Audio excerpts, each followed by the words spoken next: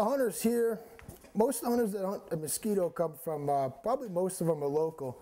With the field blinds where we hunt geese, the guys that send in the summer, those guys come from a lot broader area. We've had them from, out of state. We've had them from Cincinnati, Columbus, but the daily drawings tend to be local guys. There's a decent group of hunters that come from the Cleveland area out for the daily drawings, but mostly it's, probably within a 45-minute drive of the areas where most of our hunters come from. Fur bearer population here at Mosquito is pretty good. We have trappers that come in every season, and that's set up by a bid system. Guys will, they'll view the contract that we have written up, and if they're interested, they'll make a bid. And we trap it every winter. The otters have been doing real well here. They've been catching multiple otters every year. Muskrats, they do real well here. That's something we have a big problem with here on Mosquito. They catch a decent amount of mink. There's quite a few coyotes around. They don't catch as many as those because the trappers here, they tend to put more of an emphasis on the muskrats and the beaver, and that's partly because of us. Those are our biggest problem animals as far as with all the man-made wetlands. So those are the ones that we try to keep better tabs on and keep the populations down on. The deer population here at Mosquito, it's been pretty stable lately. We try to keep that in check through controlled hunts. We have youth hunts every weekend that archery season is in, and the last hunt we have before the statewide gun seasons open up is usually the statewide youth gun weekend.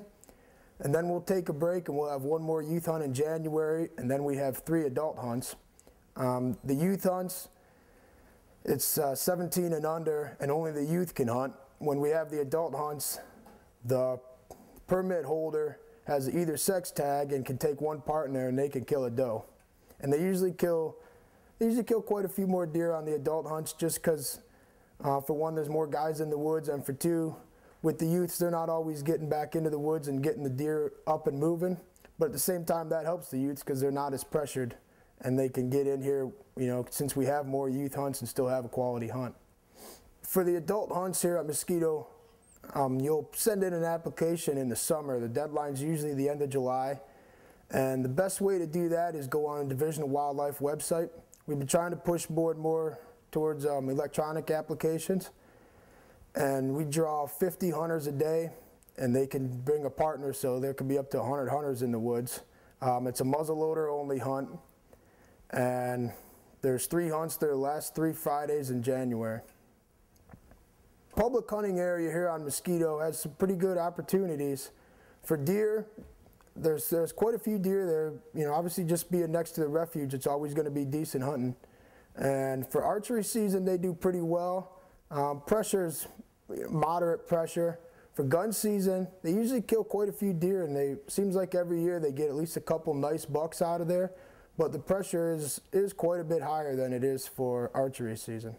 Mosquito Creek, the headquarters is located at 8303 North Park Avenue. We're just about a mile and a half south of State Route 87. And if you come into the headquarters, if somebody's here, we'll help you out the best we can. We have some maps available outside the door of Mosquito and several of the other areas around here.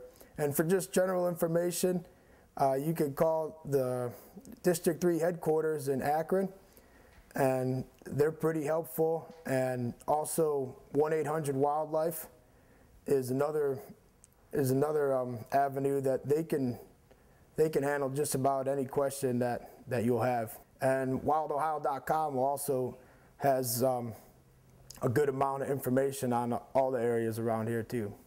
Mosquito Creek Waterfowl Management Area, it's one of the bigger public hunting areas in northeastern Ohio. And just with the wetlands and the habitat we have around here, it's a very unique spot.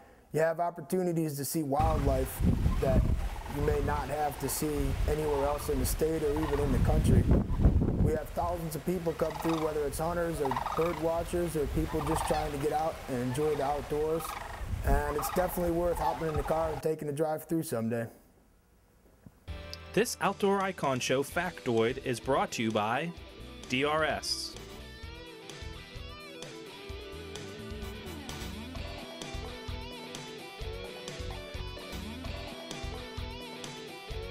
Stay tuned, the Outdoor Icon will be right back.